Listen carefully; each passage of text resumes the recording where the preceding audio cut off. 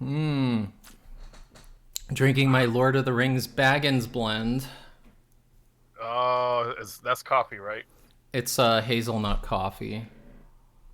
They should make tea, Lord of the Rings tea, and call it tea baggins. Yeah. Okay. All right. All right, Three, so 2, 1. Hello and welcome to Golden Dongle, Quest for the Golden Dongle. My name is Ivy and my pronouns are she, her. I am joined here by intergalactic bounty hunter Jorge. that's right. I'm Jorge.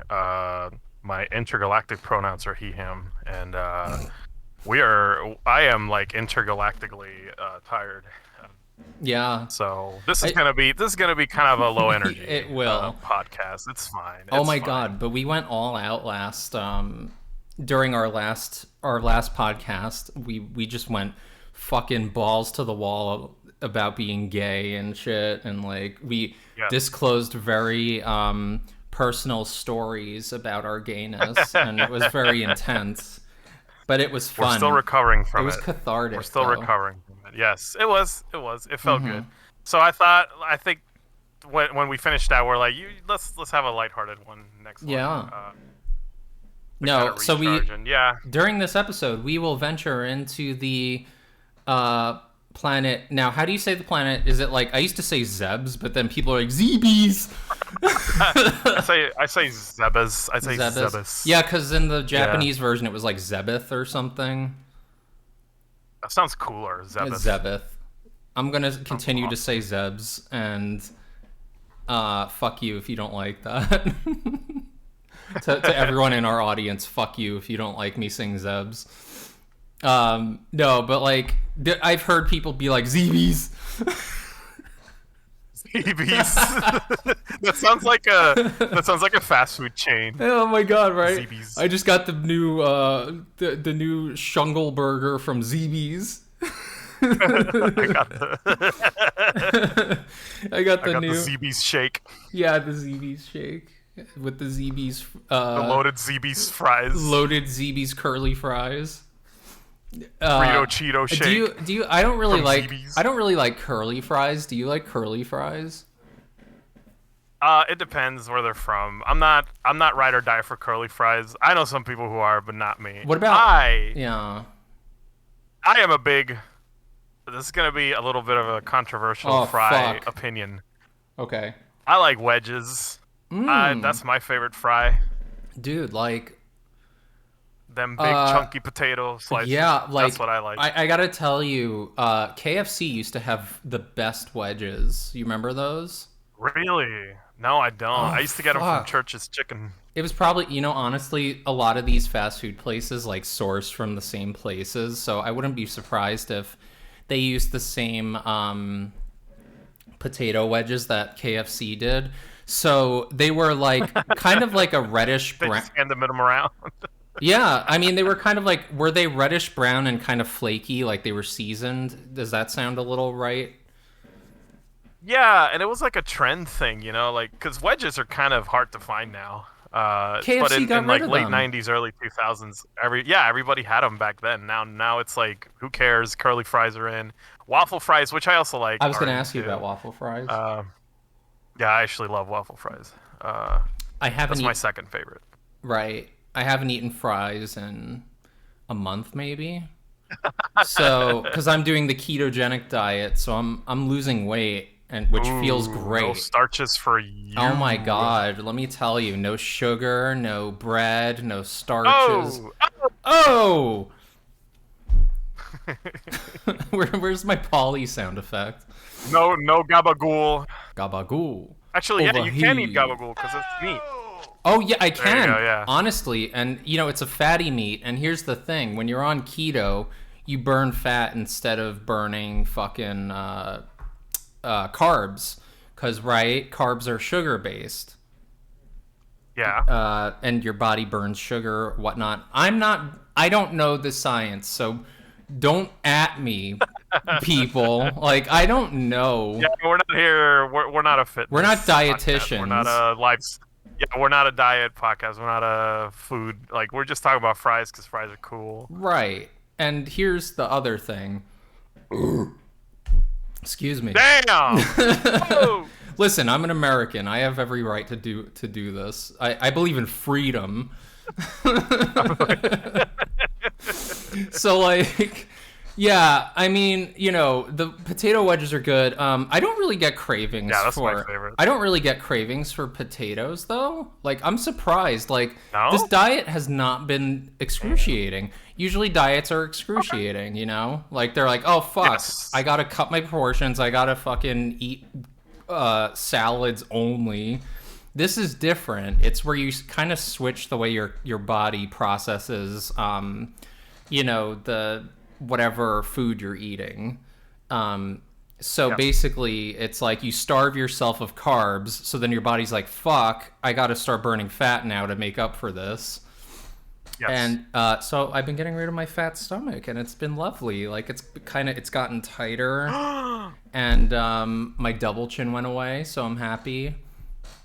And Wow. yeah, I gotta say, if you start a keto diet, you'll probably drop like 10 pounds in a couple or a few weeks. So probably a few weeks, yeah, like three to 4 weeks maybe.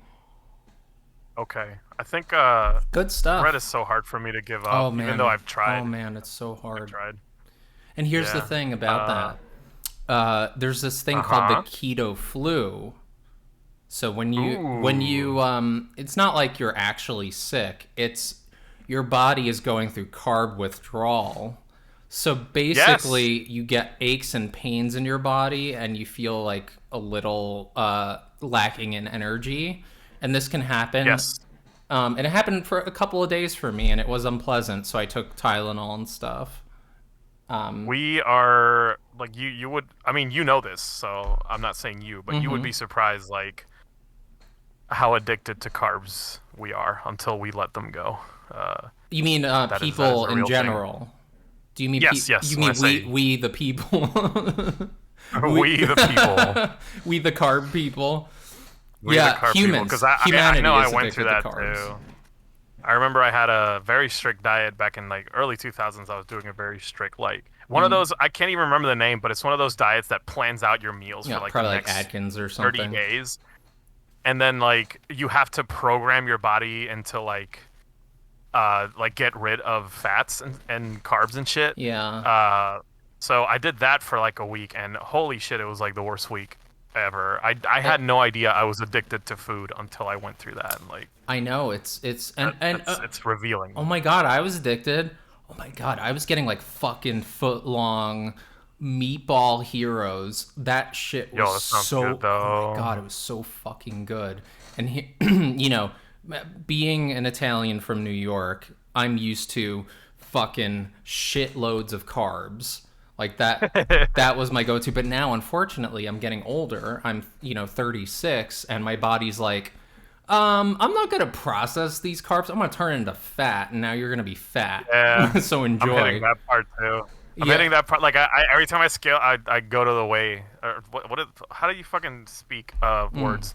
Every time I go to weigh myself on the scale, I'm Yeah. like, well, that number ain't going down anymore. It's only going up now. I was there for a good year. Like, since last year, I was like, my weight kept going up. I'm like, fuck me, man. And women are under a lot of pressure to keep their weight down. which is dumb, we but, talk a lot about gender in this show and societal expectations. Yeah, women are under tremendous pressure to be just rail thin and look like fucking supermodels, because society tells you that a woman's worth is based on her appearance. That's what it's that's what the I'm not going to say the patriarchy, but the patriarchy. But like, men try not to say the. Yeah. Like, don't say it. No, but I'm just saying, I'm not disparaging anybody. I'm just saying, like, men are not expected to watch their weight. I see. They're not I see expected. what you're saying. Men can be overweight. Men can be balding. Men can be. It's a I'll push back a little bit on that. I do feel like there is body shaming all around. I don't doubt that. I agree with you. Yeah, but I think the definitely the societal pressure to remain fit is much more like it weighs heavy on women more than men for sure. Absolutely. Especially like and something I don't know if this is true, you can tell me, but like something I notice is like other women pressure other women to be like skinny, and it's like it kind of does remind me of like what men go through, where like a lot of bullying comes from within, you know, like comes from other men being telling you like how to look and making fun of you for being too short or having no hair or like being too fat. Like that kind of stuff does happen too. There is height shaming for men. Yes, that's correct. And I feel like there's a little bit more on the other side. Yeah, and then when women are too tall, sometimes that's a thing that I didn't know this until like I feel naive because I didn't know this until like I moved here to the US, that like a tall woman is like no, we don't like that. I was like, well, oh wow, okay. It's for various reasons, but sometimes men feel threatened. You know, but getting back. Oh yeah, okay, I see. Yeah. But getting back to, not to cut that short, but getting back to the weight thing of societal expectations and weight. I thought you were like getting back to Metroid. No, we're never going to get there. That's fine. In case anyone was wondering, this episode is about Metroid. We'll get there. Funny. All right. We'll find our way back to planet ZEEBEEZ. Zabuzzy? Planet Zabuzzy. Zabussy. Planet Bussies. Oh my god. Do you still have your Bussies mug on hand? What are you doing? You have your Bussies mug. Yeah, I have it. I have it right here actually. With his fucking rad cheekies. I love his rad cheekies. I love his sausage cheeks. Yeah, I don't think there's a video component to this episode, so just put a picture of. I'm gonna throw a picture of Bucky up there. Picked up cheeks and his nice hat. He's definitely had fillers done on his cheeks. Yeah, but like Bucky is 75 years old and he's had all this work done. Bucky's getting work done. Oh my god. Bucky's so fake. I don't know. He's so fake. Oh my god, I don't know. He's had so much plastic surgery. Oh god. We're gonna get canceled. Okay. Bucky's gonna cancel us. I started cracking up because I just started picturing him like on a surgery like bed, getting like injected right in the cheek. Right. This is just a funny fucking picture. I don't know. It just really painted a vivid image. Yeah, and Bucky's like, well, people expect me to look a certain way. That's what he sounds like. I never thought about what Bucky sounds like. Wait, we did. We agreed. He was like. Oh god. Oh my god. Even Bucky is affected by the patriarchy. Bucky, don't. Oh, poor Bucky. Do you think other beavers hold him to too high of a standard? Yeah, they shame him because he's. Oh no! He gets his pussy bleached. Oh, I can't. This is a Metroid episode. Well, we're somehow gonna relate this back to Metroid somehow. The last pussy is in captivity. The galaxy is at peace. Oh, fuck me. Like, so... Oh my god, I'm laughing so hard I'm sweating. Fuck. Me too. I'm like, it's like fucking hot in here. Why? Ooh. I thought summer was over. What the fuck? I don't know. But here's the thing, men and women, society sucks, right? Society sucks. They want us to look like Bucky, and here's the thing, you can't. Perfect society is one of Bucky. We will all Bucky's up. Gonna we all shame look us. Like gum.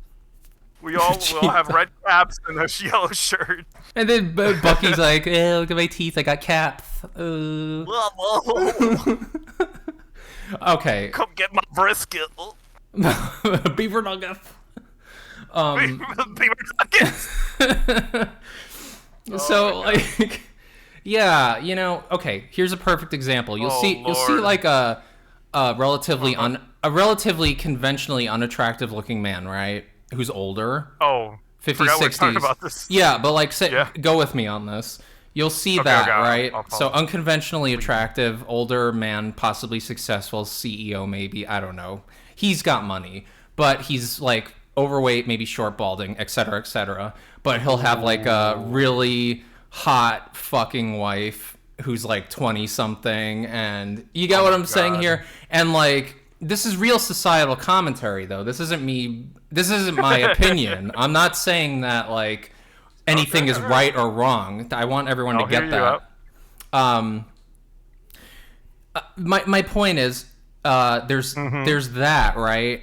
And then if it was the other Okay. way around, if it was a woman who wasn't so great Oh, I looking see where you're. I see and where you're getting at. I see where you're getting is at. successful and rich, but she's like overweight and old and has a young fucking stud as her husband, like, people would be commenting on that. They would be like, "Oh, look at this old True. fucking disgusting bitch." And then like, you look at the man, he'll get the commentary like, "Oh, this guy is so powerful. He's so cool. He's so powerful. I want to be like him."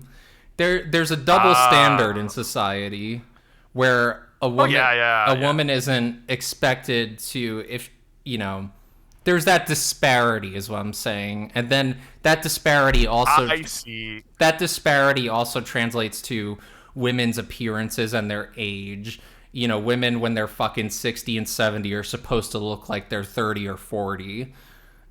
And it's like, Yeah, ageism definitely, and we see it in movies a lot. mm-hmm, Ageism definitely mm-hmm. leans a little less harshly toward men than it does to women. Right.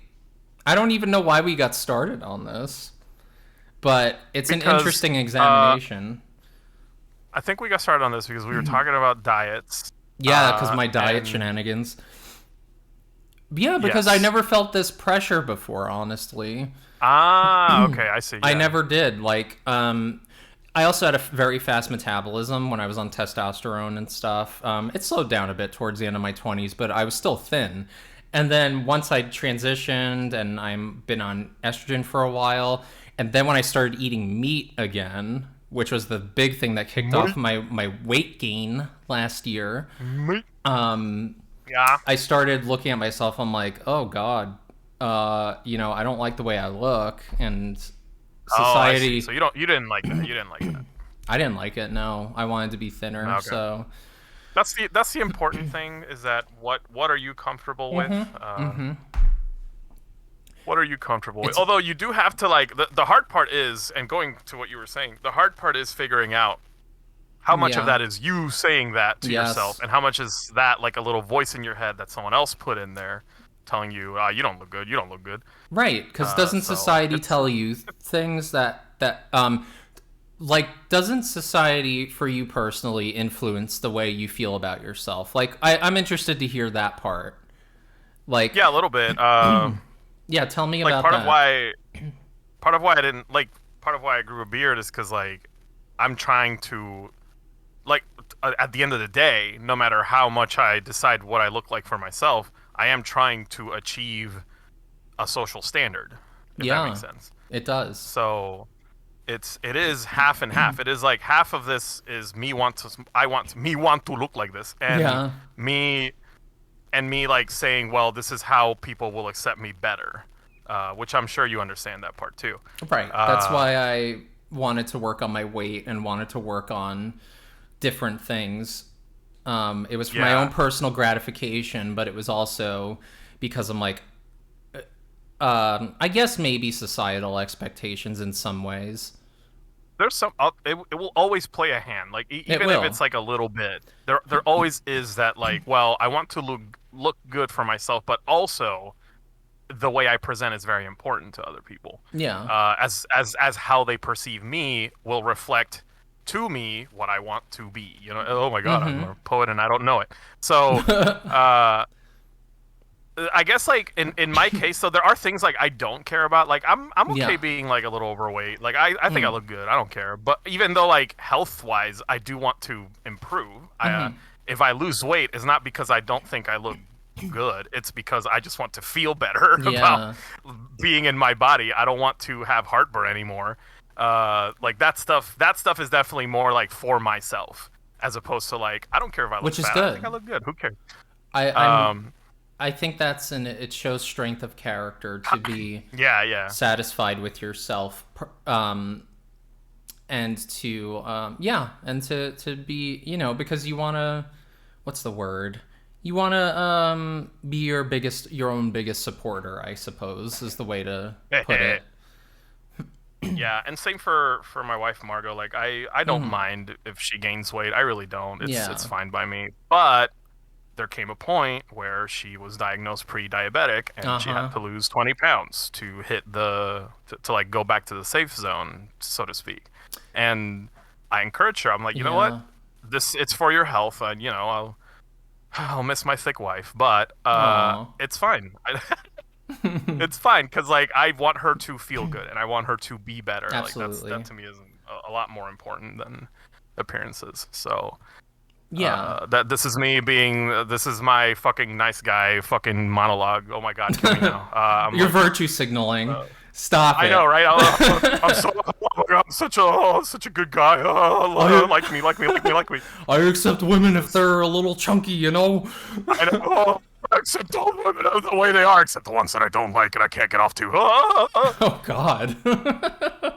Oh yeah, we can make a fucking episode about that too. Virtue signaling. I would love and to. Nerds. Golden Dongle, the virtue signaling special. Oh my god, yeah, I could go on all day about all the dudes I've met who like say one thing and believe another. Oh anyway, Lord, really? Yeah, Jesus. it's kind of shit. But oh my god, we're so off topic right now. I think we sometimes being off all topic genders. Helps. What? All genders can agree. All genders can agree that Samus is hot, and Where we were all you? want to smooch. Where were you when you first found out Samus was a woman? This is oh my god. I'm not gonna say it. Okay. 9/11. So I was gonna say the gamer's night. Oh my god. I didn't want to say it. You said it. You're the New Yorker. So I disavow. So I think I knew from the start because I got late into Metroid. Like it wasn't until early 2000s that I got into Metroid. Oh fuck so off! I already Really? knew. Yeah, I'm not kidding. Like Oh my God. I remember. Well, I remember reading about the. Well, I've been into Metroid since the early '90s when I was a kid. Good job. Yeah, right? We all applaud. We celebrate this. We encourage this. Yo, we go love ahead. This behavior. But This behavior. Shut up, you pussy lover.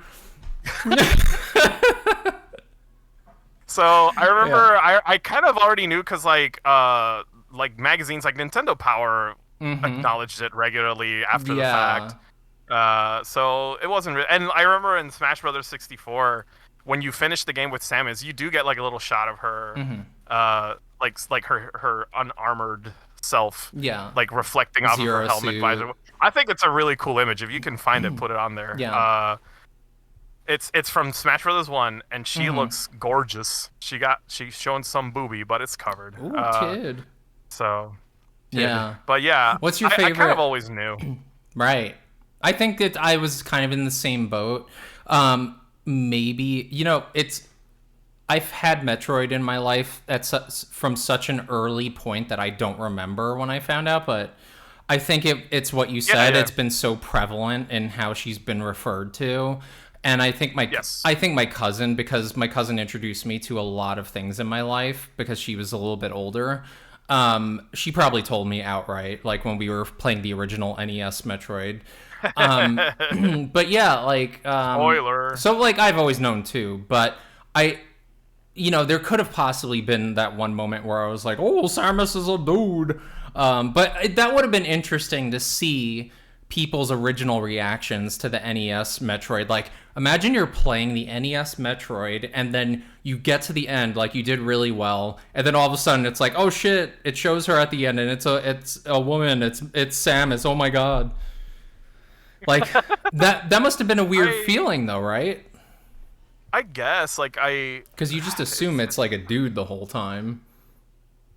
Since it would never really bother me. White knighting again. Since it would never really bother me. Like, I cannot put myself in the head of somebody who like would see that and actually be shocked. You know what I mean? Like, well, yeah, true. But I think I'm asking like to go back to the 80s, like what people's reactions were back then. You know what I mean? And it was based off Metroid. I do wonder. Yeah, and Metroid was based off of Alien, right? So it had its beginnings in the Alien films, the what it was inspired by, because you have a female lead and you fight aliens, so it's essentially the same thing, the same kind of a premise that I guess Nintendo took that basic concept and then fleshed it out into Metroid. But you know, so you know, maybe people were used to that back then because of the Alien films. But you know, it's just an interesting thought I had. Like, I wonder how people reacted to it originally. Yeah, there's maybe you can try to look up like anecdotal stuff online. For a future I really episode. Don't know. Maybe in Japan it was like less of a big deal because other games have done it before. Or Samus did. I'm trying to remember what the name of this one is. It was a Namco game, I think. Right. But yeah. So Metroid, and then we are going to have Super Metroido on our stream today, on our Fast forward podcast. A little bit. Yes. We have decided to focus on which probably the favorite child of the series. And rightfully so, because Super Metroid is the pinnacle of Metroid games, and I will not be argued with. Ooh, but I know you're. Well, you tend to have more nuanced opinions, but thank you. Here's the thing: Super Metroid, phenomenal game map, like the whole fucking thing is amazing. I'm glad there is a map. The aesthetic of the game is phenomenal. The atmosphere, the suspense, the music, everything coalesces into this amazing experience. And I love the bosses. I love the mini bosses. I love the weapons and the different weapon combinations you can do in the game. All of this was revolutionary for 1994 when the game came out. And they managed to evoke a real sense of danger. Oh yeah. In the 16-bit era, which is kind of a feat at that time. Even though, like, again, there's things I've done it before, but I feel like Metroid, where Metroid excelled, was like you said. I think like putting everything together the way it was. All of these elements serving their purpose and doing what they're supposed to do. And it made such a cool game that I never played as a kid because I was a dumb kid that didn't like scary games. So, aww. Yeah, I mean, I'll admit I was scared playing Super Metroid, but I also loved it. Here's a great memory I have of Super Metroid. When I was in elementary school, this must have been in second grade. Second grade? Or first or second grade. So this must have been 95, like right after the game came out. That's when I got it. I got it about a year after the game came out. So your first Metroid was Super Metroid? No, so the first one I ever played was the NES Metroid because my cousin had it, and she would play it, and I would draw there's these little fire dragon dudes in Norfair that shoot fire. Yeah. I used to draw pictures of them when I was like 5. That's really cute. But yeah, so I would bring the Super Metroid instruction manual to school and fucking look at all of the illustrations of the bosses like Kraid and Crocomire and Ridley, and there was this really cool. I love Crocomire. Let me just put that out there. I don't know if they're gonna. I'm going to be showing a Super Metroid and any percent race done by, I believe it's Zosty or Zost, I forget which one he goes by, but he's done a lot of speed runs on Games Done Quick and Summer Games Done Quick and all that. But I love watching his runs. They're phenomenal. But the main point was I don't know if we're going to see Crocomire in this run. Oh, not Crocomire. Okay, fine. Like, I can look up the Crocomire fight separately. You're the president of the Crocomire fan club. What are we gonna do about Crocomire? I love Crocomire. He's the sweet little guy who just gets his ass kicked by Samus for no reason. by fucking cop Samus who just comes in shooting. ACAB. Shoot me ACAB. I mean, yeah, but also please shoot me. Please shoot me. Damn! Yikes! No, that was yikes. I'm hitting the eject button. Boop! I'm out. Okay. So anyway, yes. Canceled. Samus. Jorge canceled. Yeah, that was super yikes. Get me out of here. Get me out of my own body. Fuck. So yeah, evacuate. No, I just like Samus. Samus is. Sorry, I apologize. So yeah, Crocomire. We love Crocomire. He's a little sweet baby boy. Yeah, and Kraid's great. I forgot why I was going through all this, but I would bring the instruction manual to school, and I just remember just fucking poring over this thing like it was a fucking sacred text. And I was just like, oh my god, I love Super Metroid. And like, I was like 7 at the time. And there's this really cool illustration of the planet Zebes, or ZEEBEEZ as you say it, or ZEEBEEZ, or I say ZEEBEEZ. ZEEBEEZ, and they illustrate each section of the map, and it's really cool, and as like a little drawing, and it was so cute, and I loved it. Also, shout out to Spore Spawn, love that motherfucker. All right, so I'm going to start our video component so we can watch some Super Metroid played by Zost and discuss what we love about Super Metroid. And let me know if you can see it too, because I'm sharing the video. Yeah, I can see it. Okay. I see it. I don't have the audio on though, but he does this. No, that's fine. I don't have it on either. Yeah. So I thought that this was always a great introduction. The Sarah's research station, space colony, or whatever you want to call it. I love the see that blue kind of gradient they have over the front of the screen. I love that effect. It's just neat. I don't know what it is, but yes, there's like it's darker on the top side of the screen. Yeah. This is probably like an overlay on top of like the stage itself. That's what I think. Whoa, why are you sitting behind Ridley? He's gonna poop on you. Really go shit on you if you don't get out of his butt. So that's a speedrunning trick. Ho ho, I'm gonna pipe in with some of these little commentaries. Oh shit, time to pipe me. Couple of things. Time to lay pipe. I need to be stopped today. Jesus Christ. Time to lay some pipe. All right. Oh look! The gradient is now red.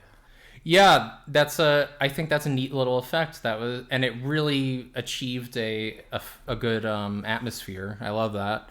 I love that damage boosting off the tiles falling from the ceiling. So there's a couple of things. Oh wow! Look at this. Yeah, a couple of things speedrunners do. Take damage from Ridley immediately because there's a flag in the game. Once you reach a certain amount of health, it'll just trigger the next scene. You can't actually die on that Ridley fight. I see. Interesting. Okay. And then another thing is, yes, damage boosting. So if you tap one of the buttons, I believe it's the Y button on one of the frames, from when you take damage, you will do a damage boost and basically fly across the screen. So, little interesting tips and tricks on speedrunning. I don't know It's intricate. I don't know a lot of the intricacies and the that speedrunners do, but they're very particular. Another thing here is arm pumping, where their arm goes up and down. So what that does is skip Samus. That's what arm Yep. So that's what that does is it skips Samus ahead a pixel every time you do it.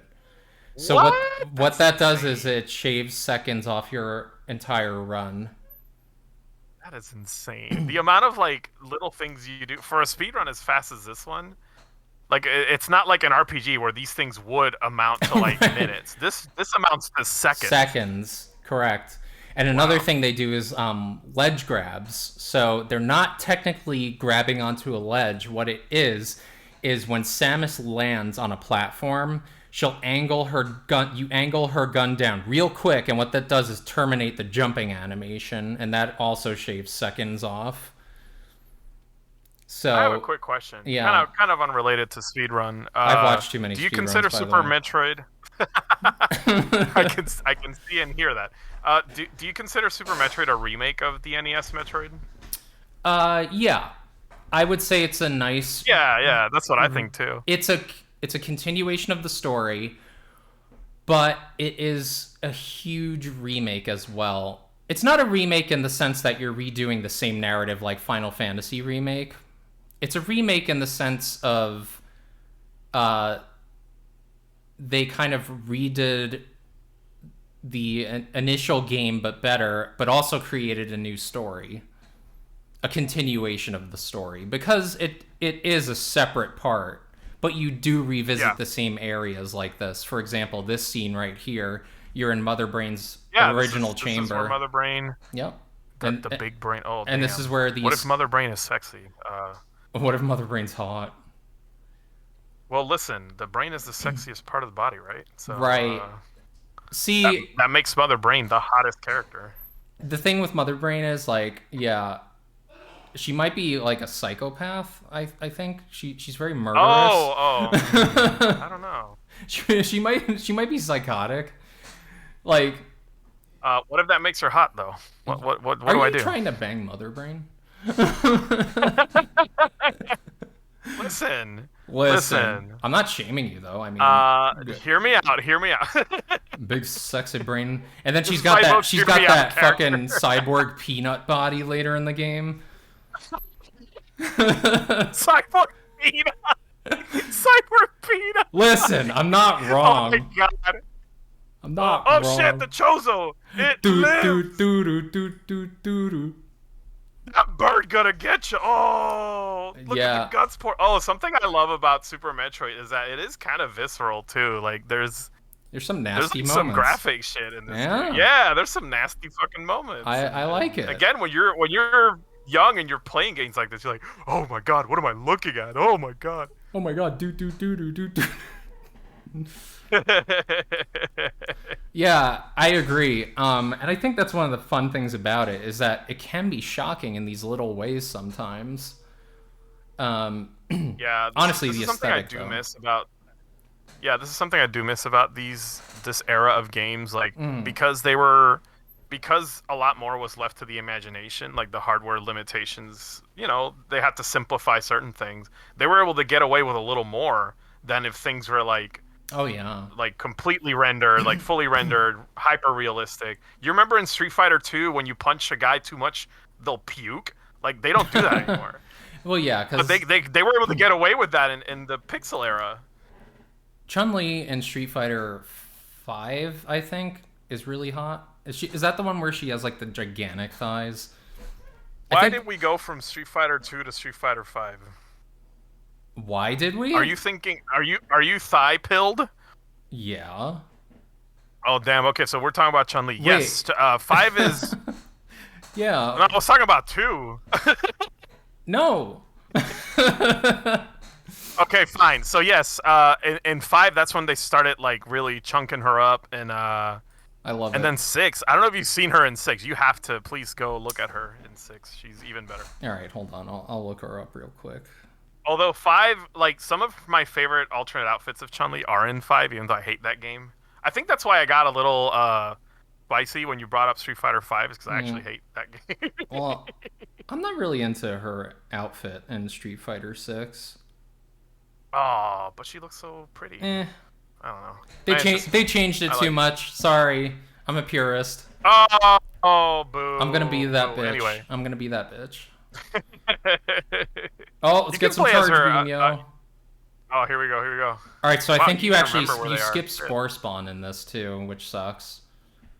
I don't know that. But Oh, that's another boss, a mid boss. a Yeah. lot of mini bosses you skip in this. What we call the any percent. It's called any percent because your collection rate is basically a low percentage because you're completing. The goal of this speed run is to complete it in the shortest amount of time possible. So, whereas if you do a 100% race, or rather a 100% playthrough, that will add on to the time because you have to go hunt down all the items and stuff. But basically, speedrunners take pre-prescribed routes that people create to create the shortest runtime. So you'll see they did a lot of damage boosting through that room. And then this is to get the power bombs, I believe. They don't even have the, what do you call it, ice beam yet. And they're just damage boosting across the room instead of freezing those little guys that jump up. Like, whoop, damage boost. Whoop. That's what. Oh, they. You know, those guys kind of look like the X Parasite. Yeah, they kind of do. The little blobby boys. Blobby boys. X Parasite from Metroid Fusion, which. Is I'm sorry. No, it is not the superior game. Don't even start. Wow, you knew exactly what I was gonna say. The sound effects aren't as good. The fucking... Sure, I'll give you that. They sound like Super Metroid has such a rich sound palette. Now, to be fair, the GBA cannot replicate the sounds of the Super Nintendo could. But I don't know. For some reason, Fusion. I like Fusion a lot more than Super Metroid. Oh my god! That's just me. Blasphemy. Sorry. Wait, I'm not gonna apologize. No, I don't apologize. I'm not sorry. Fusion is cool as shit. It is, but then when you realize every fucking thing you're fighting is the X Parasite, that's kind of lame, honestly. But that's awesome. No, it's like why is that awesome? Because everything fucking died, and it's crazy. And when you think about it, you're like, holy shit, this thing is too powerful to live. Yeah. I have to destroy it. And I gotcha. I don't know. I like that. I like that Samus was injected with like the Metroid DNA, and she can absorb X Parasites and shit. Yes, I know. And like, spoiler alert, but like that does continue. I love that it continued the story that way. Like the baby Metroid was still important even after like Super Metroid happened. Yeah. Also, side. Yeah. Uh-huh. No, I'm just commenting on how the wrecked ship is fucking scary. It is scary. And then you got I was gonna ask real quick, like, yeah, I hate Fantoon actually. He's a very hard boss. So he has like one of the most random patterns in Super Metroid, meaning that there's a few patterns you can get, attack patterns by Fantoon. Some of them are considered very difficult, and goddamn I'm sorry, the Super NES era is my favorite era of video games. Like, right, the way it wiggled before it appeared did things to my brain. Like, it's the satisfying. dopamine activated. Yeah, I don't know. I just love that. I love that so much. This is a very difficult fight also because he only has 2 energy tanks. Oh yeah, because there's been a lot of what do you call it? Sequence breaking. Yes. Yeah, also known as skipping. So you get to a point in the game where you should have a significant amount, significantly more energy and weapons by this point. Can I talk about that funny robot that's in the previous room real quick? The one that just kind of hobbles around the... Okay, good, because I love that guy. Yeah, they just waddle around and they're like, fuck! Yeah! And you're like, God damn it, move! They're so good, I love them. Yeah, they're pretty great. Yeah, the wrecked ship's kind of fucked, honestly. It's like the haunted house of Super Metroid. What are these weird enemies? Like, they don't make shit like this anymore. So, like, look, these are just balls! So those guys, from what I understand, they start out inside the glass domes and shit, so they're some kind of power source for the ship, and they escape. They're just floating around. Yeah, they just kind of float around now. And then you got fucking key hunters up in this bitch. A friend of mine pointed out something that I do agree with. The one disappointing thing about Metroid Dread was that it didn't have enough weird shit like that. Yeah. it needed more. Like he was the way he described it was so funny. He's like, "Oh, I'm in the water area. There's fish here." There's fish here. Yeah, I like these guys. The yeah, there's fucking no pancakes. like weird guys. Yeah, fucking pancake guys with the blueberry pancakes, eyes. that kind of shit is like, oh crap, like that's an alien. Like that's a weird thing. You This know? is like, real. That is important for This is gonna kill me. Oh crap. Spike room. This person doesn't even use the freaking They didn't even get it yet. The grappling hook. No. Oh. So this So you can just make it as long as you have enough health and like. right. So you can die in that room. Chozo bowling. Wow. Oh look, he's carrying Samus S ball. This was like one of the most exciting cutscenes to me as a kid. I was like, oh my god. Yeah, really? There's a fucking cutscene in this part. That is not what Baby Ivy sounded like. No There's a fucking cutscene in this part. oh my god, don't do that. You're not allowed to do that anymore. What, I can't be demonically possessed every now and then? no, please. Oh, let's go, gravity suit. Yay, gravity suit. Samus is so gay looking now. I know. Bicolor Samus. She's so fucking gay. Samus is trans. Can't change my mind.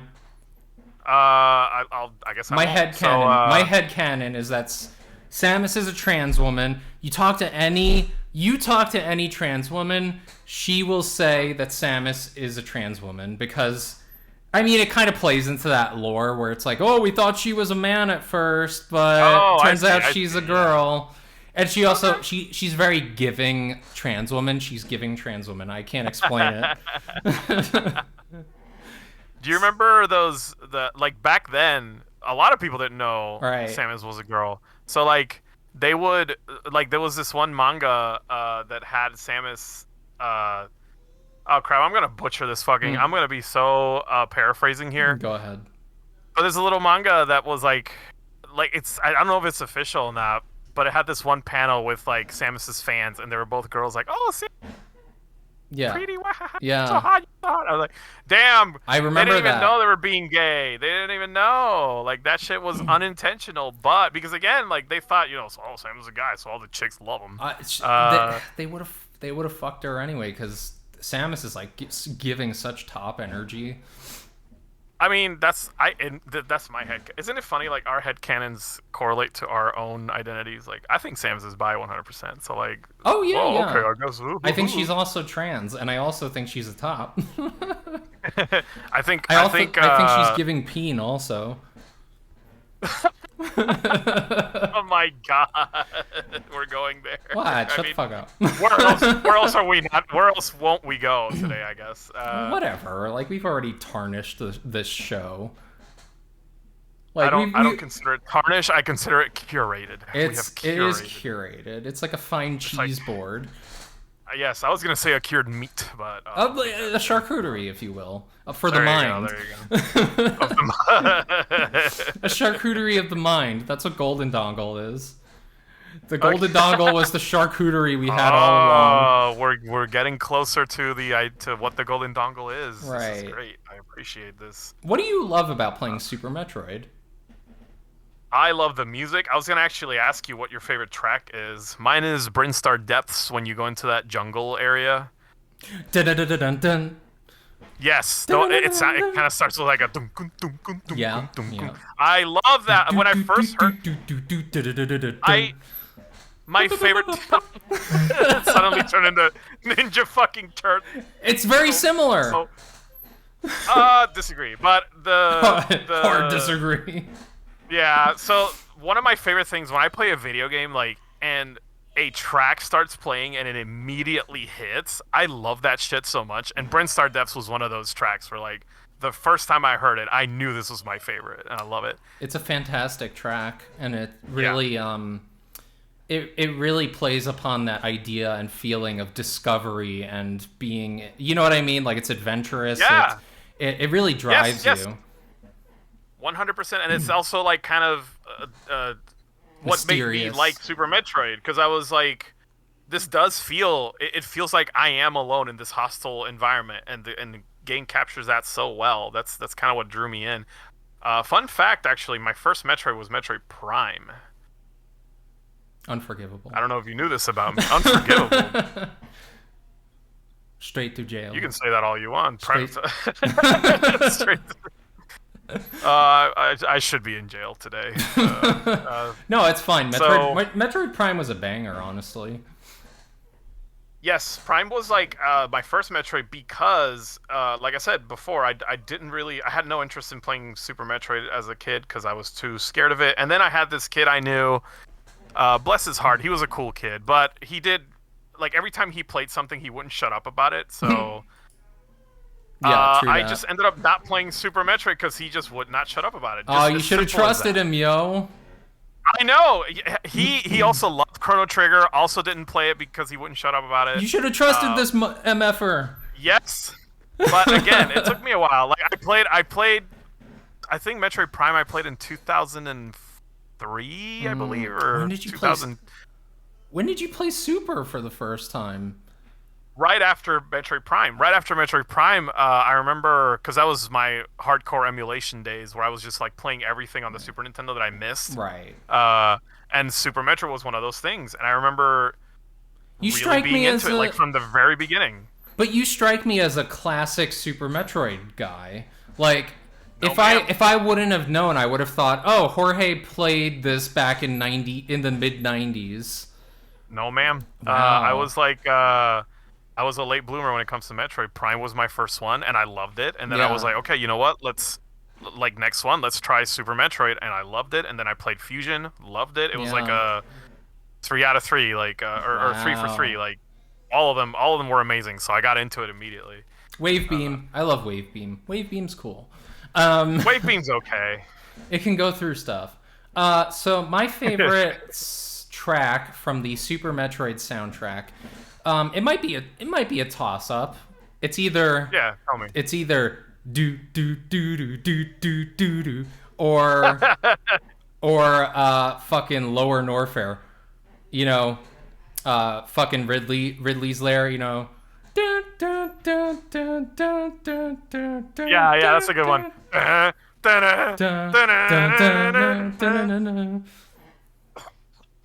Don't die now. Sorry, spit up shit. Okay, anyway. So no Crocomire for this playthrough, but those are my. Crocomire, goddamn. You know what? Let the boy live. So they just did a what they call a shine spark to get through the lava pit right there. So what that is just charging. That's the shorthand speedrunner term for when you charge up your speed booster and you use it to like fly in a certain direction. So shine spark or shine sparking, if I'm using that correctly. Got the Norfair music in my head now, thanks. Oh wait, hold on one second. It's also in Metroid Prime. They actually reused that track for, I forget which part, Talon 4.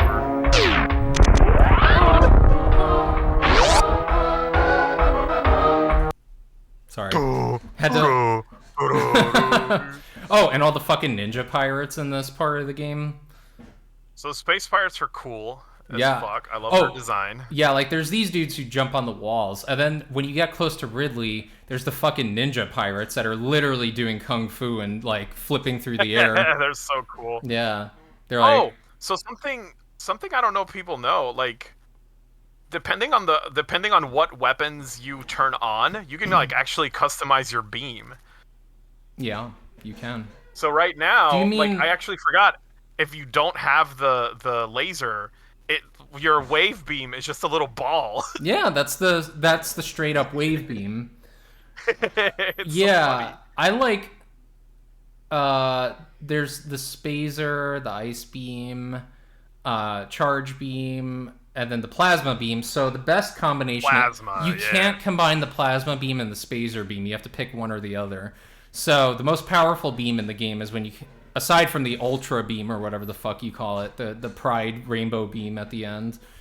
Oh look, we got we got some ninja pirates. Oh, let's go. Yeah, you just fucking speed boost through those motherfuckers. The Pride beam at the end. The most powerful beam in the game is the plasma combined with the wave charge and ice beam. Yes, that's the one I have. Yeah, a lot of people play that one. I guess we're gonna see the Ridley battle, which is one of the most difficult battles in the game. This moment actually kills a lot of speedruns because of how difficult it is. That's interesting. Yeah, this also kind of references the classic Ridley battle in the NES game. Yeah, and you see that attack that he's doing, that Zost is doing, that X that the wave beam creates. Yeah, so that's a combination. I was gonna ask about that. Yeah, that's a combination of the what do you call it? The power bombs and charging the wave beam. They call it the X Factor. I don't know if that's the official name, but that is so cool. You X Factor Ridley in this battle. That's one of my favorite things about this game, being able to like those hidden mechanics. I don't know, I love that shit. Yeah, so the power bombs will let you do a bunch of different beam weapon combinations. Oh, look at that. You got the kill Ridley while you're being picked up. That's a little speedrunner trick that people like to do. Yeah, it's wild, all these little things that people figured out how to do. Oh my god, not even going in for that spare energy tank, just jumping right back out. I love those Chozo statues in the background, the little totem guys. Yeah, they're awesome. I was going to give to your point earlier about Super Nintendo sounds, Ridley's guttural screaming and wailing is so for us.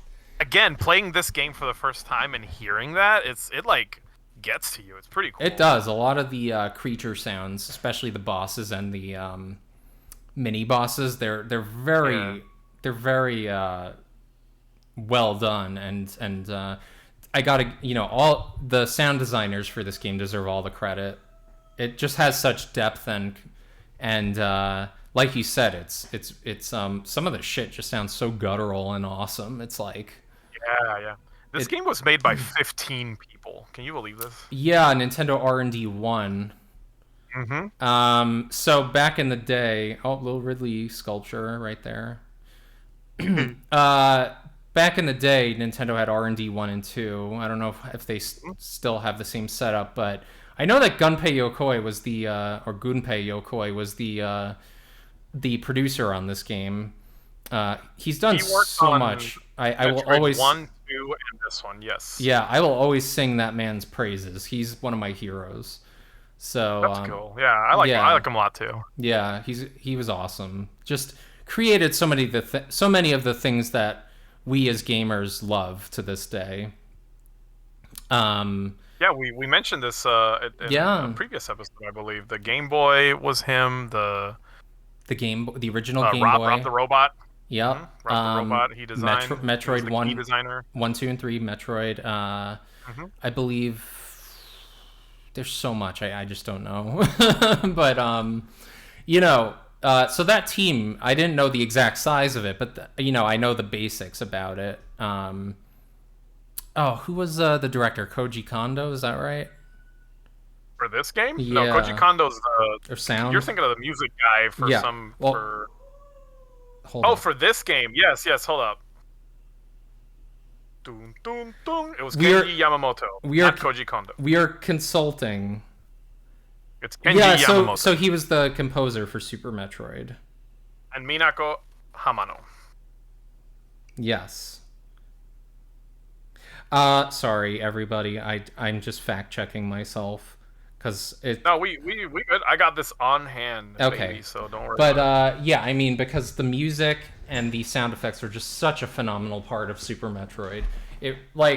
This game would not be what it is without the sound design. Oh, we got a dead body right there. That's gross. Died! Oh my god! All right, so here's the Kraid quick kill. Prepare for Kraid to be murdered within 5 seconds.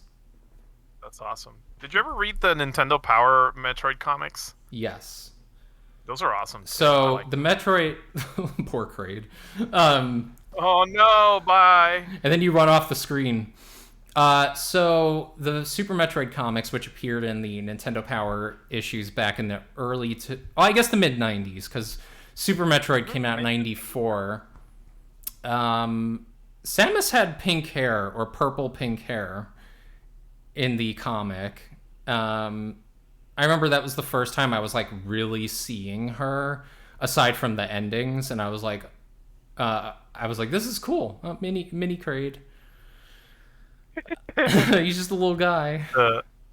The comic was illustrated by one of my favorite artists, Benimaru Ito. Wow, I did not know that. Yeah, he's Fantastic. low key in a lot of Nintendo stuff, and doesn't get enough credit in my opinion for his work. I agree with you. Did he do the Mario comics too? No, that was the Mario comics were. I will fact check here. Oh wait, The the Adventures of Super Mario. yes. Here's some Meridia music for you. Thank you. So this is the more whimsical music, Meridia music. The artist was Charlie Nozawa, who is also Oh. pretty good. I didn't. The comics for the Super Mario comics were really influential for me. I highly recommend them. Oh, they're wonderful. I want to look up some of those Metroid comics, like the black and white ones. You know, the manga.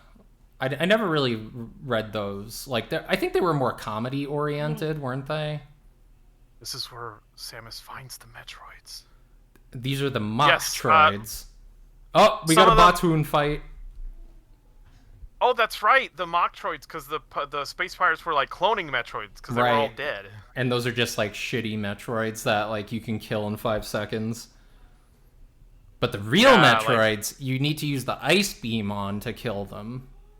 Yes, the only thing that hurts them is cold weather or cold temperature. Yeah, cold stuff. So, cold pussy. and this is some. God damn it. I don't know. Oh, why would you say these words? Cold. So, Cold bus. jeez. Oh, you got some Mocktroids. So, yeah, yeah. go ahead. Yeah, so like something I do love about the Metroid canon is how the Metroids are considered like extremely dangerous and powerful, and Right. it is exemplified in like the difficulty of the NES game. Like the minute you encounter Metroids in the NES game, Yeah. the difficulty spikes so hard. Yeah. And I love that they keep that consistent throughout the series. Where like a Metroid shows up, you're like, oh god damn it, here we go.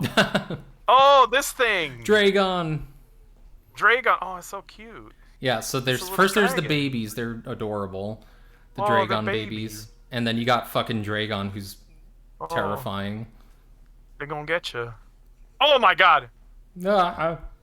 it is scary. Oh, and I love that the background is completely pitch black, so like Yeah, adds it's to pretty the... freaky. And then one of the quick kill options you have with Dragon, other than what they just did, was you can use the grappling beam to hook onto those busted turrets right there and electrocute Dragon. Oh, interesting. And yeah. So what we got here is Blue Suit, where you save a shine spark from the previous room and you can boost through this room. Oh wow. Yeah, it's pretty wild. All these terms. I heard that's a difficult trick to do. All these terms, I feel like you could just make them up and I'll believe you. Yeah. I don't... Yeah, this one's called fart boosting. This one's called sticky fingers. This one's called pasta marinara. This one's called pasta fazool. This one's called gabagool infinity. This one's called. Jesus. This one's called Yo Mama Man. Yo mama. Oh yeah, I've heard of this one. Yeah, and then I'm acting here like I know what you're talking about. Yeah. Like, yeah. Oh yeah. Yeah. Or you're like, oh, yes, Shiner Spark. Oh my god, Ivy. What? You can't be vaguely Asian kung fu master about it? It's okay. All right. What? Like, Moving on. oh my god. Jorge's like, everything's racist. You can't I have know. fun. I'm like. Listen, I'm already in thin ice and hot water at the same time. Why? So, don't worry about it. Let's What's go. wrong? Let's go. Tell me. Super Metroid. Is somebody Nothing canceling is wrong. you? I am. It's over. What? I mean, it's the last podcast. It's done. Bussy is coming after me. Oh my god, Bussy. Oh my god, Bussy. Bussy. With the cheeked up Bussy. Cheeked up Bussy. I gotta do my can gay do it. voice. Am I gonna do my Valley Girl gay voice accent? Imagine we did a whole episode like that. We were just like... It would be the worst episode ever. Oh my god, it's Samus Aran. Oh my god, Samus, though. I would totally make out with her. I would make out with her Bussy. Oh my god. Girl, stop. Stop it. Oh god. She's been running around. We don't know when she showered last time. No, she has like a self-cleaning suit, I assume, or some shit. She's like... Oh, you thought about this, huh? Maybe. Oh, look, you got the little statue dudes blowing up. I love this part. Oh, and their souls. Look at their souls escape. It's like, woo! Just shoots out. Look, first the jewel shatters, then their soul escapes. Woo! Like, this is so crazy. Who built this statue? Who built this statue? Probably the space pirates, I guess. This is so crazy. I mean, I wish this statue was in a why, Smash but... Brothers level. Actually, maybe the Chozo did it in reverence of these creatures. But Ridley's a fucking space pirate. He's not even a fucking native to Zabuja. Zabusia. Fucking Zebeeez. So this is the fucking Zebeeez. Samus sounded like... Oh shit! Like, he doesn't. I'm stuck in fucking Zebeeez. I'm stuck on fucking Zebeeez. Oh my god, get me out of here. Where's the Metroid? God damn. I'm sick of this shit. Oh, there's some Metroids. Here. So apparently, the real Metroids. They didn't fuck you up. Oh yeah, I mean, you gotta freeze them, you gotta blow them up. He didn't get the what do you call it? Plasma beam. He only got the spacer. Well, don't need it. Yeah, really. When you're speedrunning at this level, you really don't need it, honestly. I wish I could speedrun my shits. That would be awesome. Do you mean like taking a shit?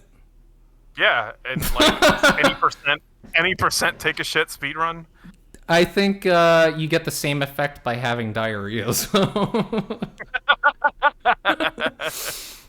That's like speedrunning. I just thought about it. I just thought about it. I don't think any percent shit speedrun is good because it means like you don't have to fully shit. You might. Yeah, right. You see where I'm going? Oh my god! It's the giant Metroid. It's the baby. Spoiler alert! It's baby. Oh shit! Look. But Look. It's a big baby. They're gonna do the skip. You gotta shoot through, and then you go through, and then you don't get sucked. You don't get sucked. If you speed through, you don't get sucked. But then, like, an important story moment is lost. Yeah, because, like, originally, this baby Metroid sucks you off and, like, takes all your energy. Oh my god! What? I can't. Wait, look. Look, you get damage boost through the barriers, and then the other barriers aren't there. I didn't know that either. And then they don't generate. Awesome. And then Mother Brain's like, there's my wife. There's my wife, Mother Brain. Like, what do you want to do to her, though? Like, sexually? Like, look at that mouth. Look at that mouth. What does she do? What does it do? So, wait, do you like her when she's like that, like a brain on a pedestal? Or do you like when she gets in her big peanut body? I think I like her in her natural self of just a brain in a pod. With a big eye. One big eye. I honestly can't tell if you're being serious or not. I mean, look at this, though. Look, she kind of thicked up a little bit here. Yeah, so. She's got a big dumps right there, and she's got a big dumpy.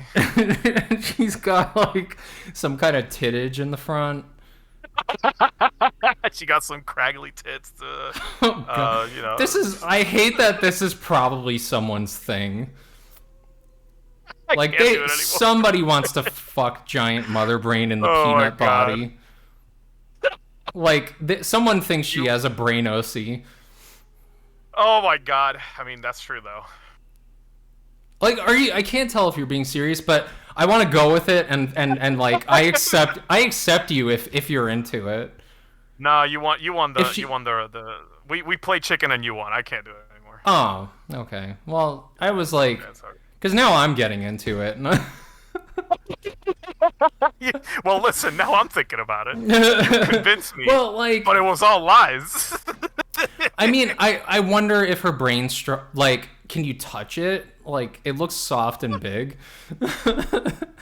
I mean, yeah, yes, probably. It's probably a little squishy. Would she? Yeah, like, see how there's like some crevices on there. Like, I wonder if she likes if you put things in there. Or tickle. Maybe she likes getting tickled in the brain wrinkles. Oh, here we go. Here we go. The moment we've been waiting for. She uses her homo energy on you. She uses her big lesbian will say being. Gay rights.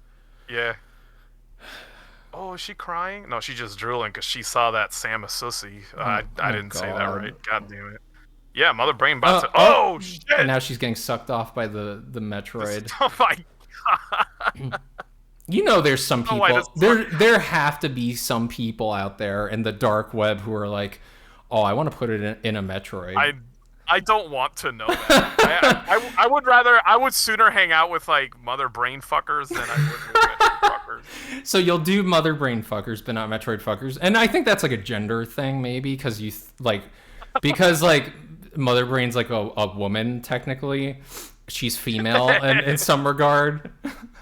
Yeah, she's the ultimate mommy. Come on. I guess she's a dommy mommy. We all talk about MILFs. We all talk about MILFs, yet we don't talk about Mother Brain. I don't trust her, though. She's kind of giving Nazi, though. Like, she's very murderous and, like...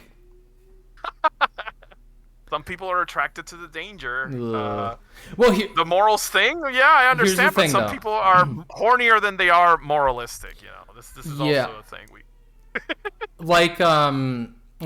This is so sad. I shed a tear for the baby.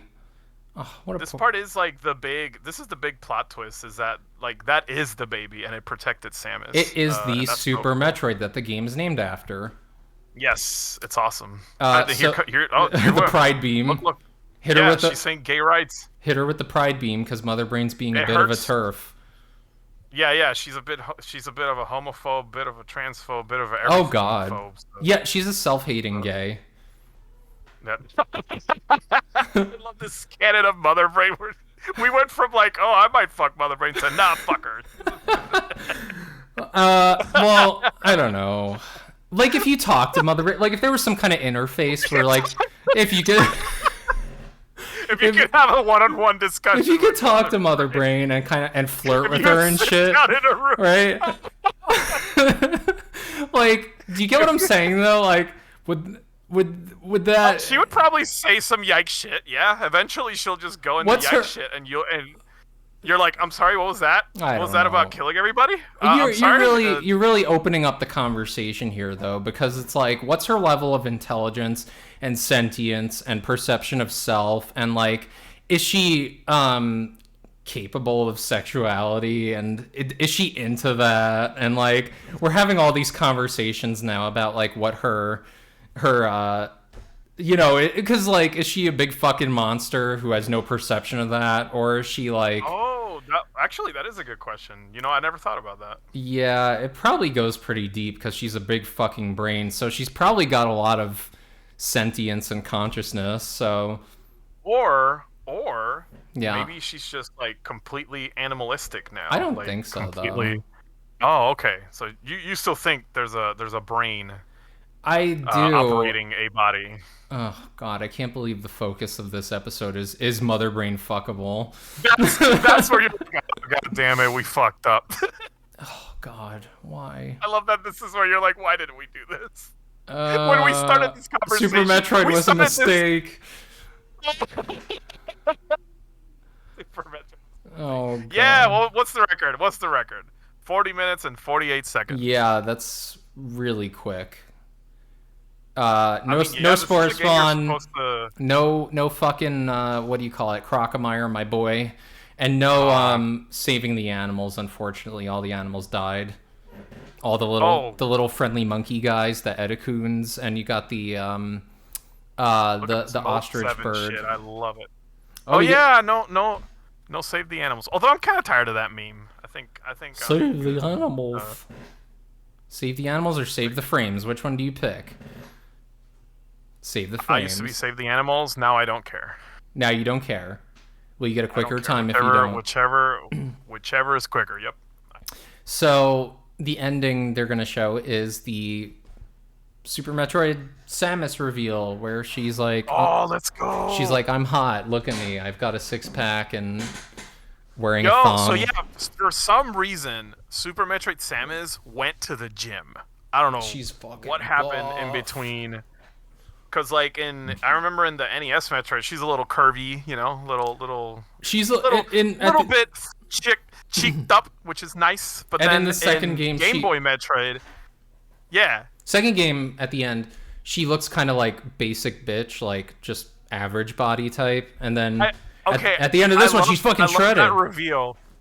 I love the reveal in Game Boy. I made a joke. Game Boy. I love the reveal in Metroid 2 because she's just like in her pajamas. Like, hello, this is what I look like when I go to sleep. Metroid like, 2, okay. Did you say? Yeah. At the end of Metroid 2, the Game Boy Metroid, she like her Zero suit is just like a little. Yeah, it's just like a little tube top, or not a tube top, a little. Oh, what do you call those with the little string? She's got she's got a little crop tank on. Yes. And panties, and that's it. Undies. Yeah, she's. It's basically what I wear to bed. It's like, for everyone who needs to know. Probably have a little bit of ice cream. Gonna watch a movie or two, and then go to sleep. Yeah. Oh, Dan Alzen here. Special thanks. He's the voice at the beginning. The last Metroid is in captivity. The galaxy is at peas. That's what it sounds like. It sounds like the last Metroid is in captivity. The galaxy. The Super Nintendo was not. It was not great with the S's when it came to voice acting. Sounds like fucking. Oh, here we go.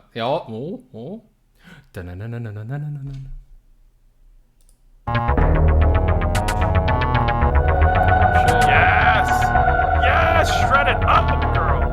Takes the hair down. Oh, let's fucking go. Watch for it. Yeah. Oh. Also, this was the first. Blink and you miss it. Yeah, and also, I believe wasn't this the first game that kind of suggested that her suit can kind of disassemble itself as if it were energy? Rather than a suit that she would have to put on physically. No, because in the previous games, the same thing kind of happens with like the every time they reveal her armor or her true self, the armor just disappears. She doesn't really like take it off or anything. Mm-hmm. Although, like, the helmet can come off, like a, oop, boop, there I am. Right. Let me figure out how to do screen capture because I'm fucking.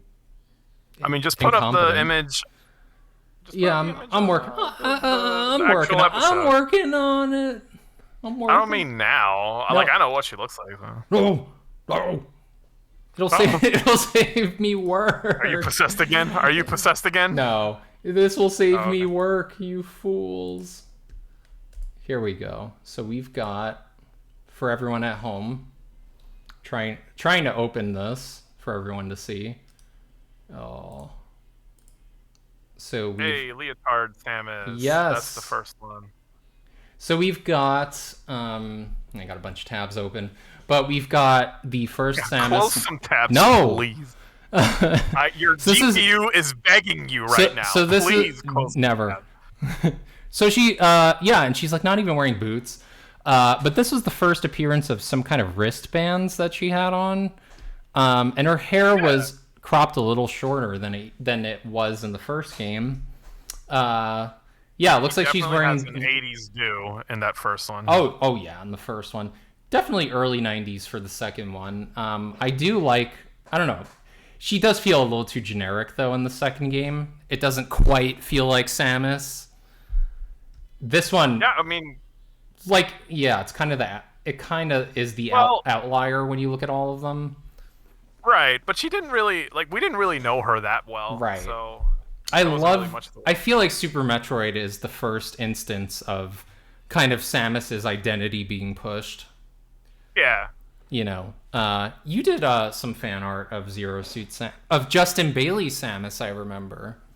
Justin Bailey, which is so Right? funny to me. I'll throw that like, up on here, some of your artwork. Oh, thank you. Yeah, Justin Bailey is the one that everyone considers the first Zero Suit, Right. quote unquote, I guess. But like the interesting thing about that design is that because of the color swaps that would happen when you get new armor, Yeah. for some reason her hair turned green when you put the password in, which was Justin Bailey.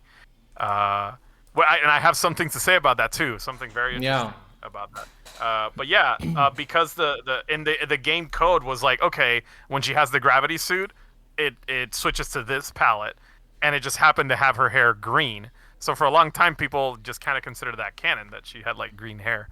I mean, I like the idea that she dyes her hair randomly. That she's again supporting the idea that she's trans, because trans women change their hair color all the time.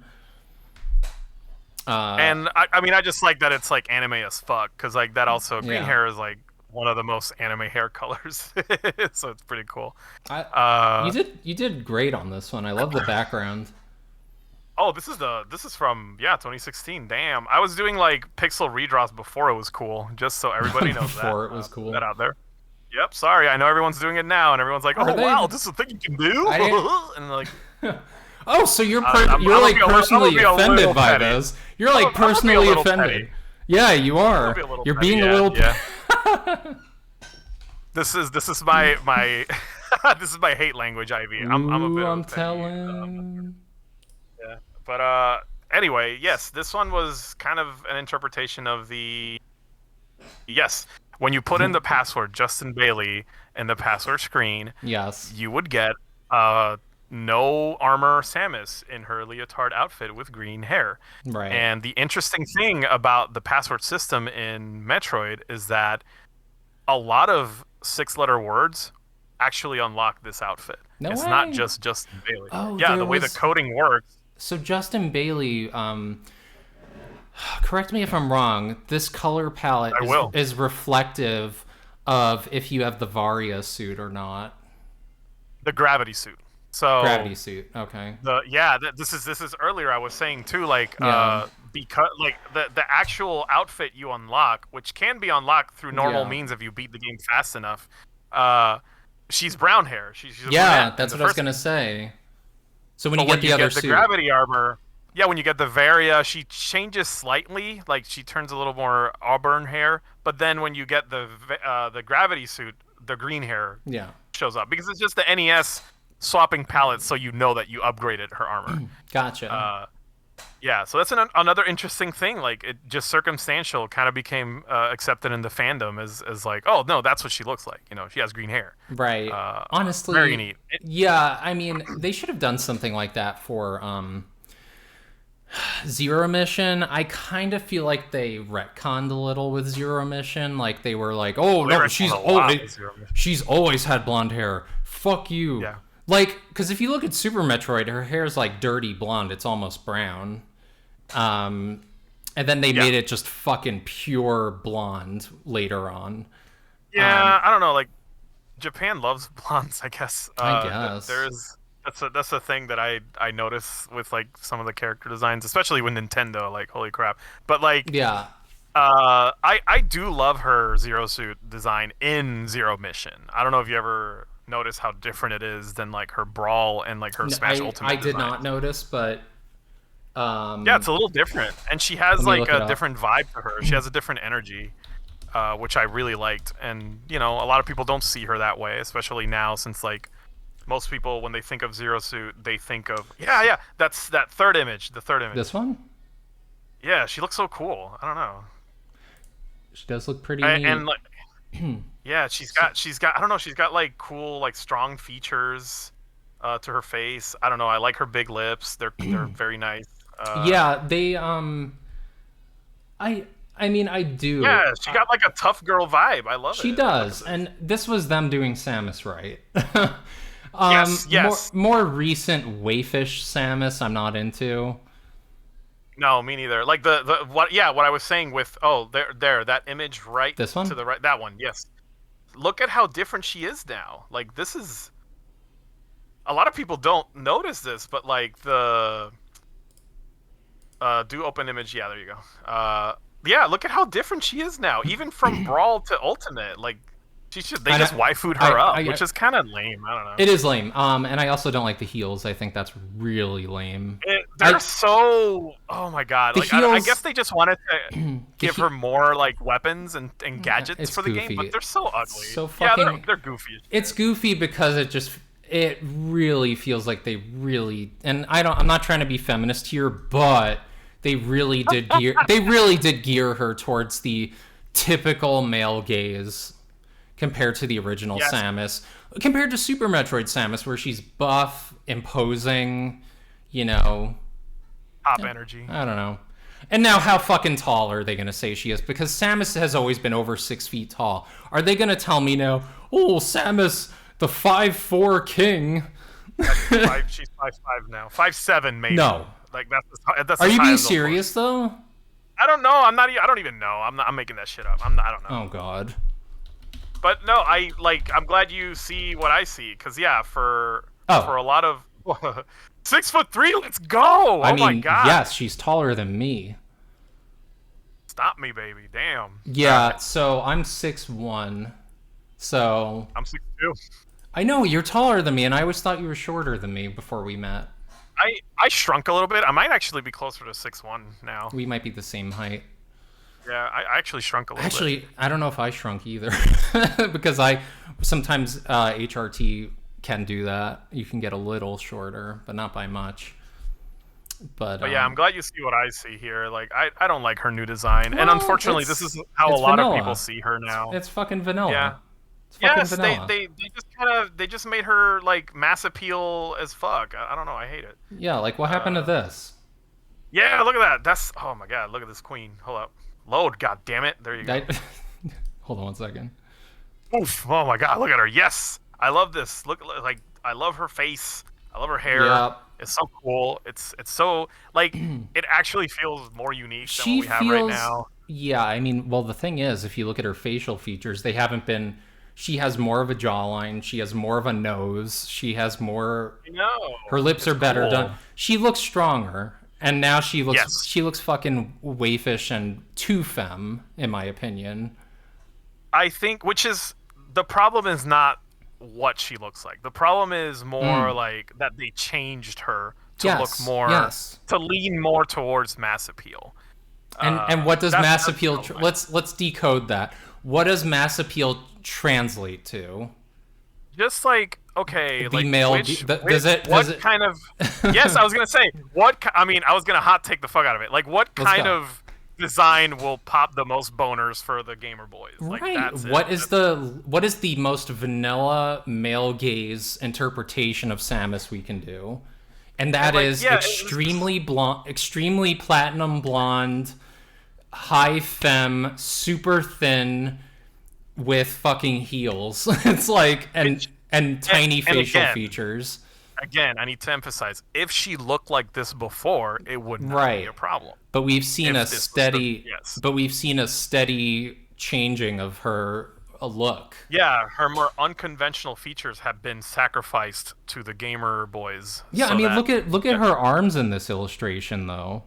You got that like she was always muscle tone. Yes, she was always meant to be. But there's a really cool fusion illustration where it's like a design that no one ever remembers. Is the one where she has like a mechanical arm. I don't know if you remember this. No, I don't. Look up Metroid Fusion endings. Spoiler alert.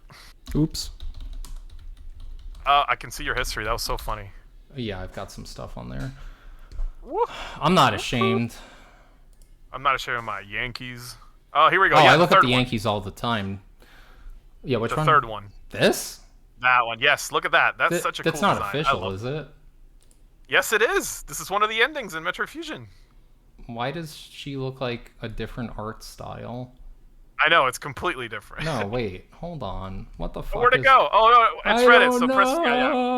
Look, there you go. These are the different Fusion endings. No, I remember this. I love this one. Look at that. So cool. What I love about her from the original Metroid to this point in time is how she doesn't feel fake. That's personality wise, she feels real. The way she looks. Yeah, I love this one. I love this one too. That's cool though, like with the city and everything. I don't know, it's pretty rad. Yeah. This one too. I love this one. Like, oh, she's so pretty. Yeah, like look at her jawline and her yes. lips and everything. You know, and look at her arms and shoulders. The crazy thing is that to me, none of this makes her look any less feminine. Like, no, it doesn't. But that's the thing. You can have features like that and still be femme. You know what I mean? It's just everyone gets it in their. Always agreed on that. Yeah. Yeah.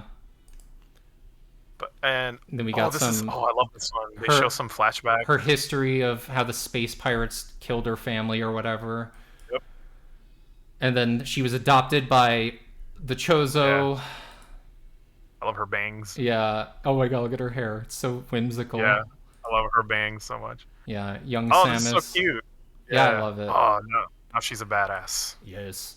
Yeah, this one's so fucking weird looking though. I know. I love it. No, I love it because it's different. I love it because it's different. It's so cool. I mean, it feels like late 90s game artwork, if that makes sense.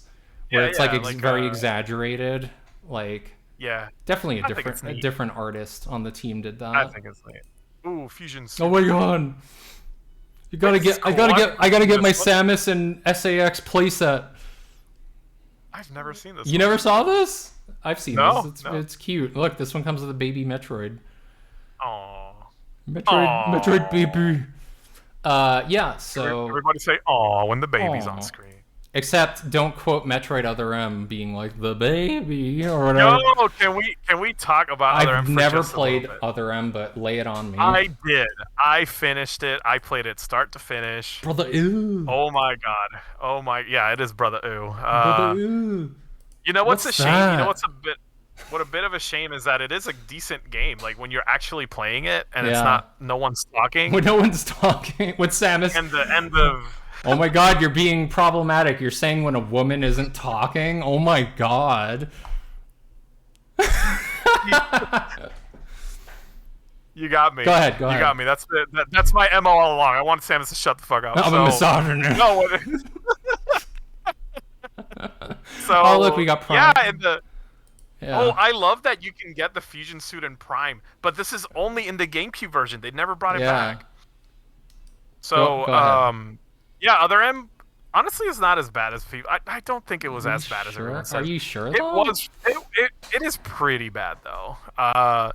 The problem is like it's kind of you see the story unravel and you start realizing to yourself, this is how the developers always thought Samus was, and that kind of just bums you the fuck out. And you're like, I guess we were all. Oh, I love this one. Oh, look at that.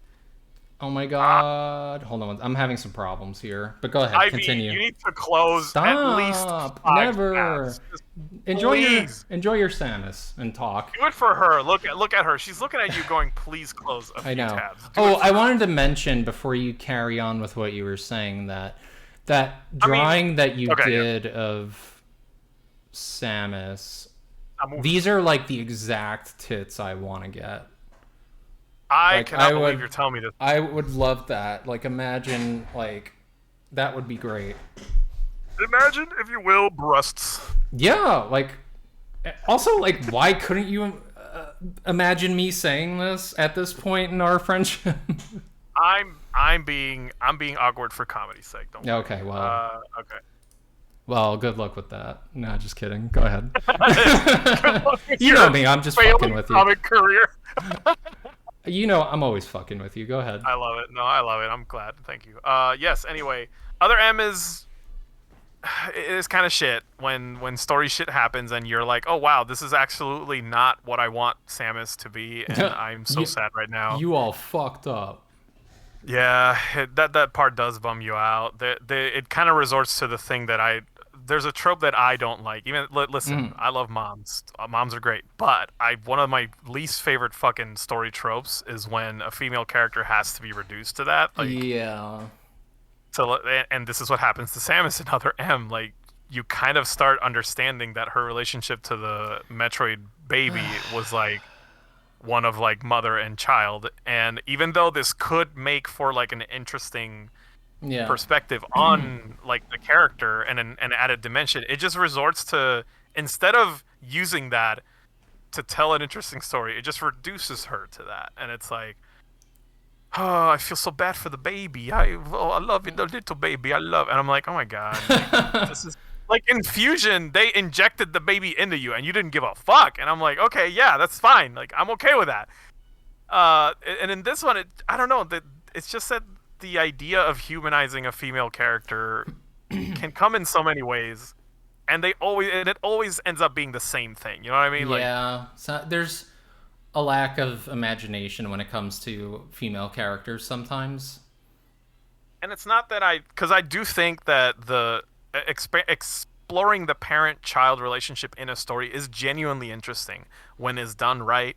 I always when it's done right, I always appreciate it. In this case, it just felt like we don't know what to do with this character other than this, and that's what I didn't like. Yeah, and that's understandable. I did not like that. So that's why Other M kind of falls flat for a lot of people. Yeah, it was mostly Samus. You know, you have this idea of who Samus is that the very games portrayed to you. Yeah. And then Other M kind of tells you were wrong about all that, actually, and that's bullshit. Like, I think the key moment to me that told me this is when she faces Ridley. And keep in mind, Other M takes place after Super Metroid. She faces Ridley. Yeah. And immediately starts like panicking and like being scared. And I'm like, okay, wait. At no point in Super Metroid was this communicated to me. So like, how am I supposed to take this as canon? Like, how am I supposed to understand that this is like how she's always been when nothing preceding this has told me that? You know what I mean? Like, right. So she's not stoic, and she's not the stoic silent bounty hunter. She's a panicking woman. I don't like it because like there are ways to tell this story. You could just flash back and show like, oh, Ridley is the one who did this to her, and she's like, damn you, Ridley, this is why you are my eternal rival. And like, just okay, great, awesome, excellent, that's all I need. No, it has to be dramatic. Damn you, Ridley, fucker your mother. No. Instead, it's like, oh no, I'm scared. Ridley has making me scared, and I'm a baby again, and now I'm a baby. I'm like, oh my god, I'm a baby. I'm just like a Bucky again with my cheeks. It's not that I'm a Bucky. It's not that these stories can't It's not that these stories can't be interesting. It's just that with this character, they are incredibly. They are subpar. It just doesn't. It doesn't hit the way I think the devs wanted it to. It just doesn't. Honestly, in my opinion, narratively, Metroid has gone astray significantly. Really? Because I feel like Dread did a good job of like setting things. I didn't play Dread though, but ooh, I recommend it.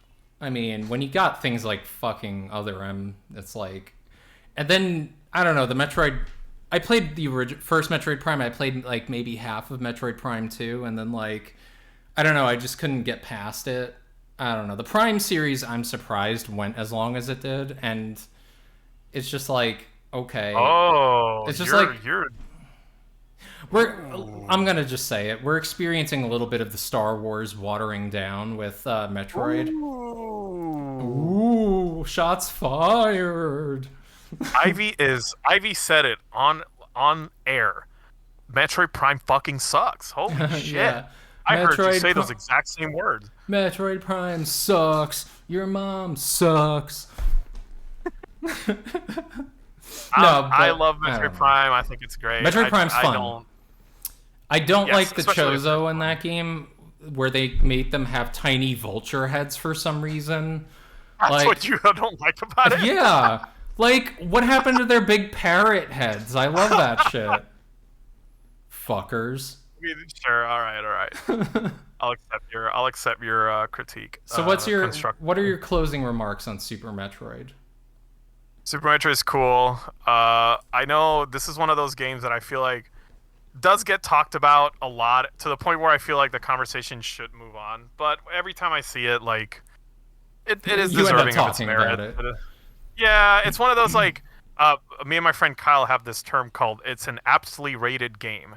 what it means is that you cannot call it overrated Yeah. because it is actually as good as everyone says it is. Right. So And it you was can't hate on it, even if it is like my, which is the issue I have sometimes, is that it is kind of dominating the conversation of games where like other things, you know, exist and we should play them too.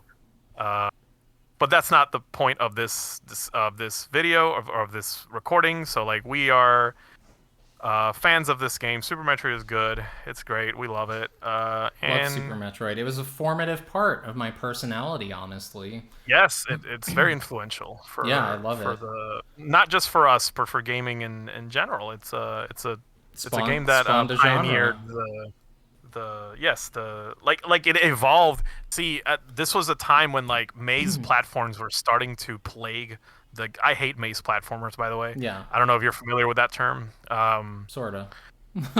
It kind of became like, you know how now a lot of games are like battle royale multiplayers. Like the trend in the 16-bit era at the time was to make everything a fucking maze platformer. Right. And I feel like Metroid, instead of resorting to that like tired go to stage one, zigzag around until you get to the end, Metroid, Super Metroid Yeah. makes puts everything together in a giant map, and for some reason it works better that way It because does. it encourages you for exploring. You're not under a time limit. You don't have to like not die. All you have to do is like explore.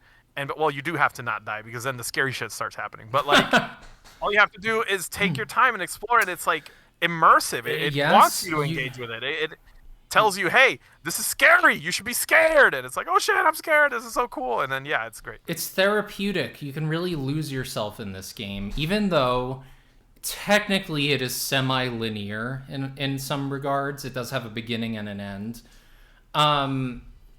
It still creates the illusion of that you can really explore and have freedom in this game. And also, Yeah. it's a comfort play for me for sure. Like, it's like Majora's Mask for me. It's a world that I love going back to over and over again. It's very, All right. it's strangely enough as it sounds, because I've gotten so used to the game, it's like calming. Like, you wouldn't think Super Metroid or Majora's Mask are soothing games, but to me they are. If you play them enough times, I believe it. Yeah. Like Mega Man X is one of my like comfort games, and that game is like Yeah. fast paced, like To somebody stop, who just just, go. It's yeah, for somebody who just started playing it, it'll feel different. oh yeah. To somebody who's played it a million times. So, Yeah. all right. Super Metroid, we love it. We want more of it.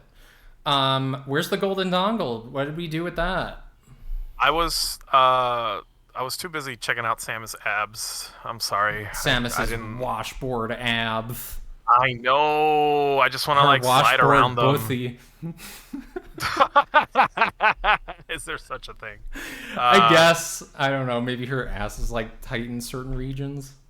You remember back in the 90s, they probably still sell these. I'm just not in touch with the youth. But like back in the 90s, they had those slip and slide things you could buy, you could put it outside and you're like, Yeah. and you like slide in concrete and probably hurt yourself. That's what I want to do with Samus abs. I want to just like, I want to slide right off Just- those abs.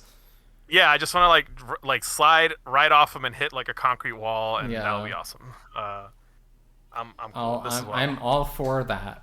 And we only accept the old Samus as the one true Samus. Yep. Not this Up new, to Zero Suit. not this To Zero newfangled, Mission, sorry. Yeah. yeah, not this newfangled male gaze, mass appeal Samus.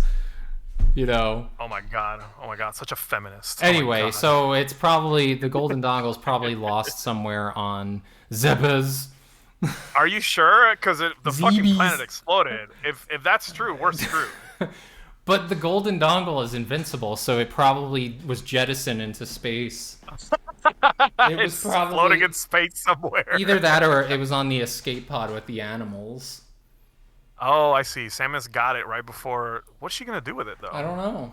We'll find out next time on Golden Samus. Dongle. Please give it back. Yes, give it back. All right, everyone. All right.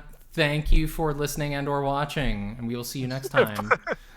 Thank you so much for putting up with this like completely off the cuff episode. Yeah, we will continue to spiral into insanity as time goes on. All right, bye everyone. Bye.